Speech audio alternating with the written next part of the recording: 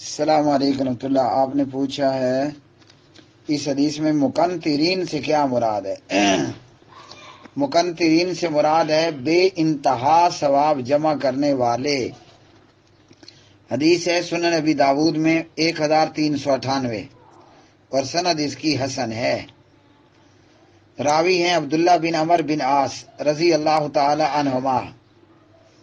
اچھا جی، نبی علیہ السلام سے روایت کرتے ہیں من قام بعشر آیات لم یکتب من الغافلین، جو شخص 10 آیتوں کے ساتھ قیام کرتا ہے وہ غافلوں میں شمار نہیں ہوتا۔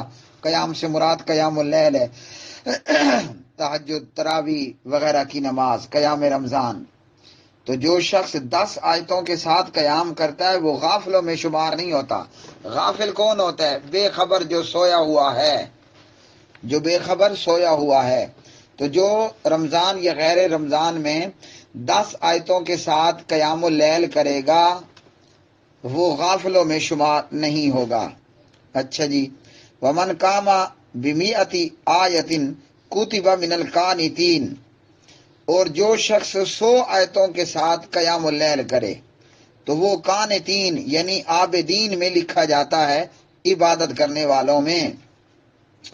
ومن قام بألف آیۃ کتب من المقنطرین، اور جو 1000 آیتوں کے ساتھ قیام اللیل کرتا ہے، تہجد پڑھتا ہے، تراویح پڑھتا ہے، ان تمام چیزوں میں تہجد، تراویح، قیام اللیل یا قیام رمضان مراد ہے۔